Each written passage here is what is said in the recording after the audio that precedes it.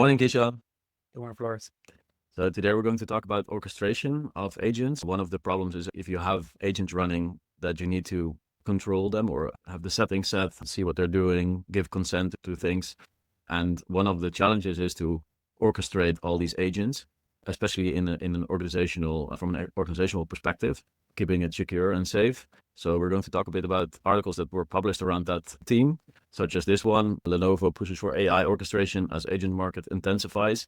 It's quite interesting that Lenovo steps into this market, and they say it's not so much the intelligence, which I think we also might criticize that statement, but it is the orchestration, they say. And in this whole article, which is pretty interesting, it takes some notes also from Deloitte and Gartner about the orchestration. So for example, I'll also show the other article that we at the same time are reviewing. It's this one.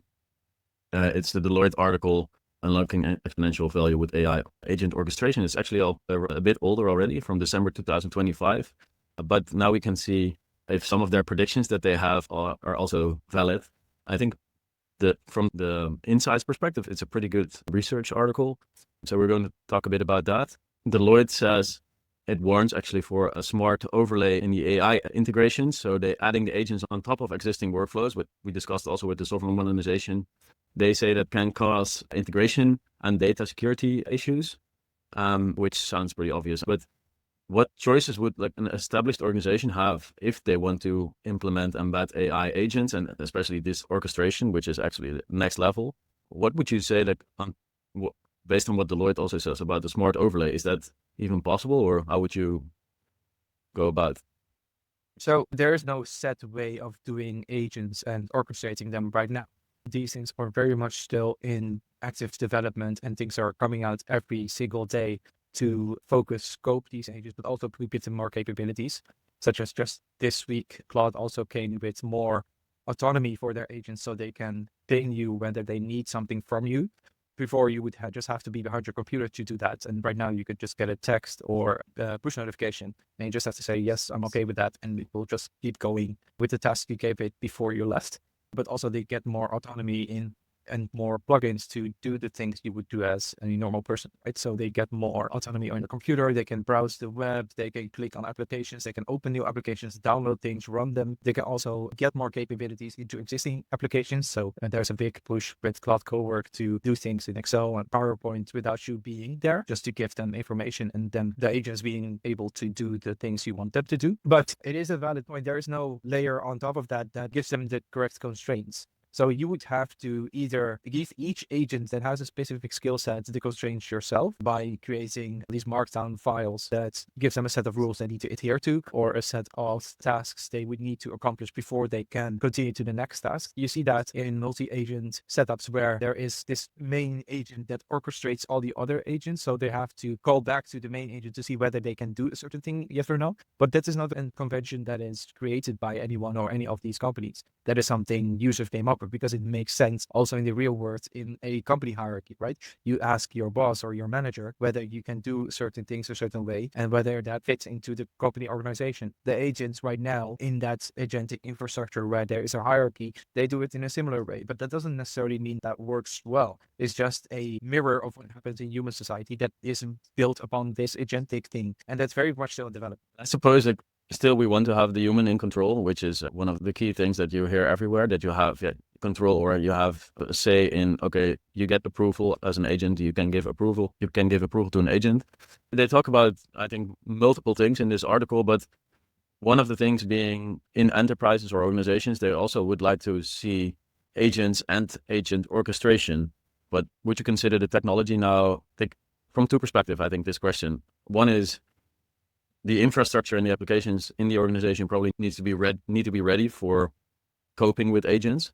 And on the other hand, the technology of the agent and the orchestrations is like 2, 3, 4 months old. What's your perspective on that?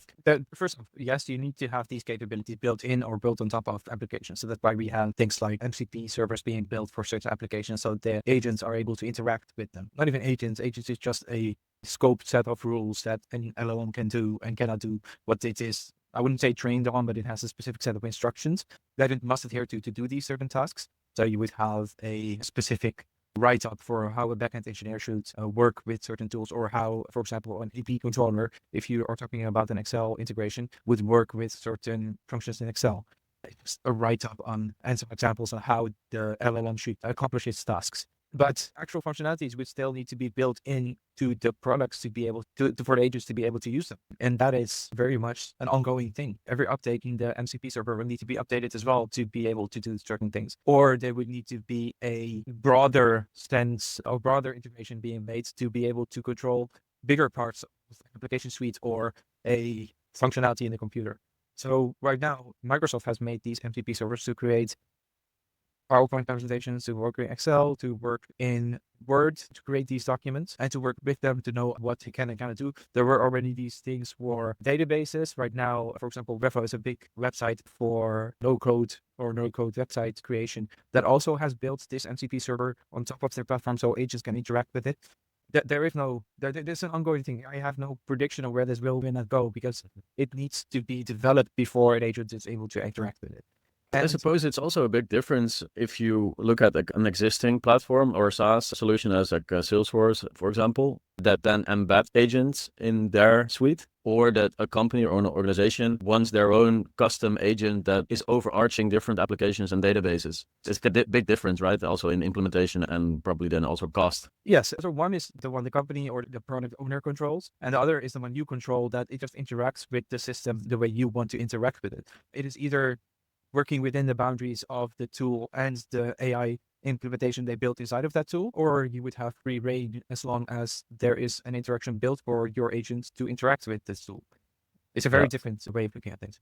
Well, we'll come back to that point in a sec. But if I look at the article, it also says, or Gartner predicts, and it is put in the article, that 40% of the agentic AI projects will be canceled in 2027. And they say due to complexity, cost, or unexpected risks. Basically, that's the 40%. Yeah, I'm not sure if they also, what is a failure, what they didn't define that, but I suppose that many projects can also be used as a learning experience, a learning curve. But suppose a success would mean have a successful implemented agent that does something that a human now it doesn't need to handle anymore. Suppose that would be a success. How would you look at the approach that an organization would take to bring such an experiment to a success? And what have you done in the near past on these things? The definition of success is the big thing, right? Because you can throw an infinite amount of money towards it, you probably get to the goal you want to reach. Not only money and manpower, you will reach the goal eventually, but that's probably not success for you. And then what's due to reach a certain level of success? So I would see it as more iterations of getting closer towards your goal, right? So first off, you would need to know what the current possibilities are, if they are possible within your organization, but also test them out to see whether they are feasible for you. If the knowledge is there within your team or within your company to be able to leverage these tools, because you could probably outsource these things to a different company to build it for you. But if your own organization doesn't know how to work with it or doesn't know how to interact with these agents, it's a moot point, right? So you would have the tools that do what you need them to do, but you would have no one to be able to use it. So first off, it's looking at what are we trying to accomplish and how are we going to get to our end goal and what are these stage gates. And then the second step would be just try it out, see what's there, see what works for you and doesn't work for you. As we do at EMI5 is we just look at this technology, try to find a scope, then we can build or accomplish to reasonably gauge whether it would be useful for us to use in a production project. We will never do bleeding edge technology into production projects because that doesn't make sense for us. We are building business critical software. If we just do everything bleeding edge and it breaks or it doesn't work the way we intended to work, especially with these AI and LLM tools, which is a very big black box still on what it's going to push out, it's too risky for us to do. But it is helpful to see what it can accomplish reliably and what it can't. And to be able to gauge that, we would need to first use it before we can actually have an informed decision. And then from there on, then we know what the capabilities are at the moment, because that things change very fast in this day and age. We would know where we can leverage this for the short term. I wouldn't say long term, because there is no long term in this is the area right now, because next month things change completely. I think that is also in the article that we will review a bit later, but where to start, what's possible and what's not, that is quite a difficult question or a difficult challenge for many, I think, from management perspective. That's not an easy thing. That from the technical perspective, we have the architecture review that can already give some insight in what would be possible inside the organization when it comes to deploying agents over different services.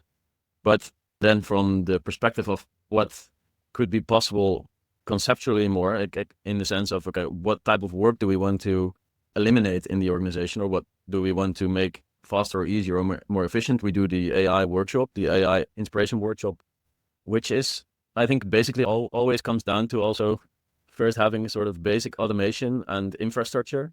I think we talked a bit about that in the previous reviews also, that the modernization of the infrastructure and the data layer is quite important if you want to build your own useful agents. Yes, and the most important thing for that, to be able to gauge it, is to review it and then also to see where the gaps are and how to close those gaps. Before you cannot just say, hey, import an agent here and it will do all the work. There's probably a lot of groundwork you need to do before you can reach that point. And from maybe a bit of a different perspective, but you used OpenClaw quite a bit in the last weeks, tested it out, see what worked and what not. I think if you look at Microsoft and Google and OpenAI, they want to push the proprietary LLMs. They want to obviously not per se enable other LLMs to also join their infrastructure. And that's different with the orchestration that OpenClaw has, right? So that you can import and utilize different LLMs when building the agents. Would that be the future, the open source, or do you see also that Microsoft obviously has and Google has such a big foothold that probably they will push for their own stuff as well? But how do you look at the open source versus the closed source? So with regards to these, call them orchestration or gateways to LLMs, I think open source is the way to go, because there is no one LLM or one model that does everything you want it to do the way you want it to do. There are caveats or pros and cons for each one of them. For example, for me, Gemini does the best writing that I expect from it, or the best fixes in my emails, for example, that I'm trying to write, that Gemini gives me the best results. For coding, Anthropic Claude gives better results than the other ones. For speed, GPT is quite fast in doing certain things, but also Gemini has a Flash model, which is smaller than all the others, but for simple tasks, it gives the fastest response. So there's no one set way of doing things. So that's also what you see right now. And what we use in production are these gateway frameworks that give us an abstraction layer to all these different LLMs and invocations we can do, but give us one way of talking towards these different LLMs. So we just have to run prompts. And if this month Claude gives the best result, we just change the parameter to, hey, use Claude Opus 4.6. And if next month, for example, Gemini 3. whatever comes out, and that works better for us, we just have to change that parameter and the prompt will be sent to a different model without us refactoring a whole bunch around our core product. And that's the way I think is the best way to go about these things, because I don't expect there to be one thing that does everything. I expect there to be, right now we are talking about large language models. What I expect to happen is the large language models will have the generic sense of doing things, but the actual implementation will be done by smaller language models with a very specific niche or skill set that you want to accomplish. One would be maybe very good at writing professionally for professional documentation. That would be the LLM you would invoke if you would have a task or an agent that needs to write documentation for a certain piece of software. Another one might be better into reasoning why an architecture looks a certain way or why connections are made a certain way. That might use a different model. It's very fluid in that sense that there's no one golden key that opens all the doors. That doesn't happen. You mentioned something about the portability of the LLM. So just change an LLM in the agent, for example, if there's a better one. But how about, I think training is the wrong word, but if you used, for example, Gemini and you trained it, so to speak, on getting the results that you expect it to have and trained it on the internal data of an organization, is it a problem that you then used Gemini as an LLM if you then want to go for OpenAI and then swap the LLM? Would that training be then and also included into the new model? You wouldn't say training, because training is a lot different than what is happening right now. Either there are training requires a lot of computing power and you would basically need to retrain them. Get the model. We cannot get the model because the model is not something that is open source for most of them that are these foundational models, and then give them a new set of training data to retrain them on GPU hardware. That's not something that happens normally, right? What we can do is refine them with the platform tools that are delivered by us delivered to us by Google, Anthropic, or GPT. You can refine certain models into your specific thing. But also that has its pros and cons. What works best we see right now is just having a very good prompt that scopes context of what you want the agent to do to be able to do the certain task. That we see a lot of drop off happening once we load a lot of knowledge about how to do certain things into the model by refining it using the GPT tools, for example, instead of just every time we invoke it to have a certain set of skills and a prompt for how to use these skills. That works a lot better for us. I suppose data from, for example, an organization, like their own data, private data, would be also stored in their own vector database, right? So then the LLM can query the vector database, and it's not so much which LLM does that. The knowledge or the business rules would be or the data would be in the database, and not so much at the LLM provider, right? Or yeah, okay, and that is not really an LLM specific thing. That is they call it RAG, the retrieval augmented generation, there where it basically looks through the set of records in the vector database and then creates and generates these tokens based on the records it has. So you can also just load in a giant prompt and say, hey, use this as context, but that doesn't work as well as vector database and RAG. So that doesn't really exclude any model. It's not model specific to do that. yeah, got it. Maybe sidestep, but as we are a Dutch agency, probably we want to also promote European models. Are there any European LLMs that are useful, or did we lose that race? Well, the biggest one is Mistral. Mistral, a French company, Anti is French. Did we lose it? No, not yet. But are we near the foundational models? No, not at all. But again, the foundational models are LLMs. They are trained on everything. They do nothing really exceptionally well. They do everything a little bit, and some things better than others, of course, but it can do most of the tasks you throw at it to a certain extent. If you can ask it to code, you can ask it to write, you can ask it to generate an image, a lot of different things. So that's what I said before, is that the way where I think it's going to go is that an LLM would be able to interpret your core query, what you're trying to do, extract it into certain specific information set for SLMs, small language models. And I think that's where the chance lies for us, not us, Europe, to be better than the others, not to go against, hey, we want to make one giant model that does everything, but maybe focus more on two specific models for specific niches or specific business areas. So we could be very good in interpreting legal information, for example. We could be making a model that's very good into architecture of software or into reinterpreting a specific language. That is something we are able to do. The large language thing is mostly a volume thing, right? So you have to have and the giant amount of training data, but also the incredible amount of compute that it needs to be able to use this training data and extract a new model or distill a new model out. Yeah. Okay. Nice tip for the near future. Let's go to the next article, which is the hidden cost of waiting for the best practices in AI. It was published in the CIO magazine, so to speak. And it is actually a nice article. It is an opinion article, so it's not that it has a lot of weight. It is still an opinion. But it says, the most interesting thing that I found in this article was that it says the future rarely rewards those who wait to be certain, which is like a plea for starting with these AI, LLM implementations, agent implementations, start piloting with things. I suppose it's something that we also advocate, but it is still a very difficult topic. And it is not that you can just start with something without having a strategy. Like, from your experience, do you agree with the level of urgency when it comes to specifically enterprise AI adoption? Urgency in the sense that they need to become literate really fast, yes. Because right now they are and with the bigger companies, they are used to do business a certain way, used to have their employees work a certain way. But that landscape is shifting right now to become a lot more literate into tech. And not only tech, how to work with these kinds of tools to be able to do your work better, but not only your own work, how to be able to gauge whether it's doing something properly or not. If you're not becoming literate in this, it's going to destroy your company sooner than later. And not in the sense that AI is going to take your work.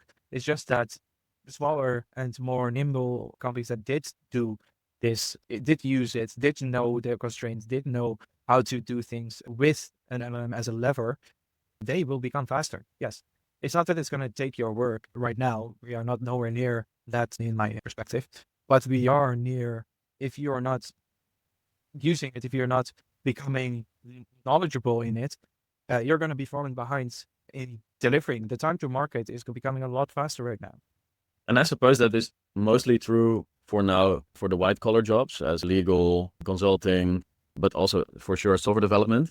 And I think most software developers, or at least I hope, are really already inherently interested in this topic. But suppose we also advise companies that have more or less, they have more a moat as, for example, hardware, they produce products, they have production lines.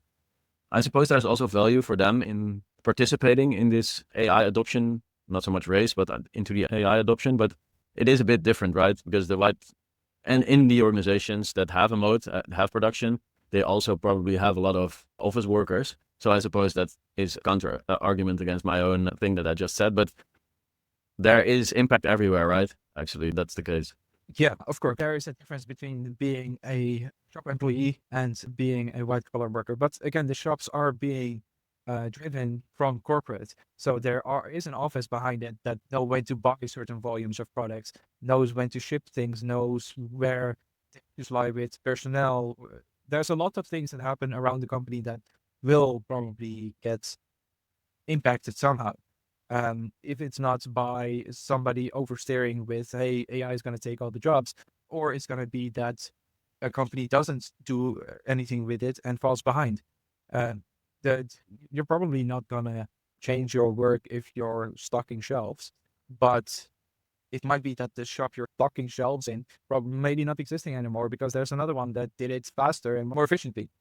Yeah. So a lot waiting to happen. The article also says something, and obviously it makes sense because it's on the CIO website. So it says CIOs and CISOs need to adopt or drive the AI adoption.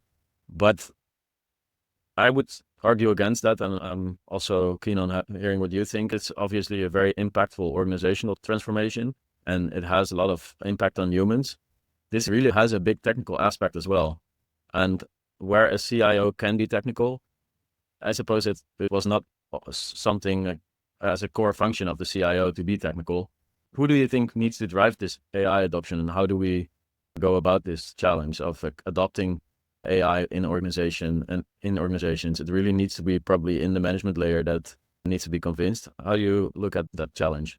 We talked about this before, that it cannot be driven by one pillar. It's such a big impact inside of an organization. So it probably needs to be a collaboration between CIO, CTO, and COO, because it has impact on operations, it has impact on information and information security, but also in the technical implementation into the, let's call it, enterprise landscape. It is a lot more faceted than implementing a new way of working for a certain department. The CIO needs to be involved because there is information going back and forth, and you need to be in control of what information is going back and forth. And if that information can be shared or not, or how you're going to put in these guardrails that your employees are not sharing personal information with a model that you don't have any agreements with, that they cannot use in training data, for example. That is a big thing. People that are not versed in these things, or at least have not read about what actually happens when you type something into this chat window, where it goes, where it gets stored, what happens with it. People just entering a whole bunch of database data into ChatGPT and asking it to make it readable and concise for them so they have their interpretations from it. It can do that, but the data is being used for training. People forget that.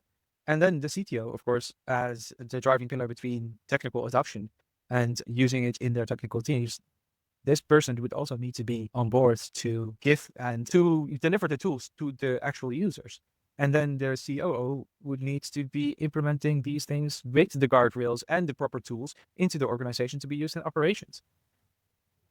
So I think that's why we also provide the service from Eli 5. I think this is such a big transformation that is going to happen that it requires a new role that is also the liaison between all the roles that you just mentioned. It can be so much work what needs to be done, but obviously it can have a lot of effect on the efficiency and effectiveness of the organization. But it is a lot of work that is required to do, like not only on the architectural, technical application landscape, but also on the human training and education part. So I think the AI officer role is a key thing in this whole adoption race, which can then be the liaison and also the implementation strategist, so to speak, in an organization. And I think that is, not sure if it's also for big enterprises it's suitable, but definitely for like not small, but medium-sized enterprises or organizations that have like 25 to 250 employees, but don't have, for example, a dedicated CTO or maybe not a CIO. Then you need to have this board seat as like in the management, AI adoption, AI officer that drives the adoption, which you probably would agree, but there's no question. It's just an end statement. Yeah, no, there needs to be a driving factor, of course, behind these certain things, but also the roles we just talked about are probably not, they all have their different islands of what they can and cannot control. The AI officer needs to be the business savvy person that also knows about what the AI adoption can do and cannot do for the company, to basically pull all these hats together and create a strategy around how and what we are and are not going to do inside an SME. Yeah, definitely. Yeah, exactly. Yeah, that's a good addition. Okay, so far the review of the articles this week. Next week, we're going to go into a bit of the practical orchestration of agents and going to look at, for example, the OpenClaw interface and the technicalities behind that. Thank you, Kishan, for your time.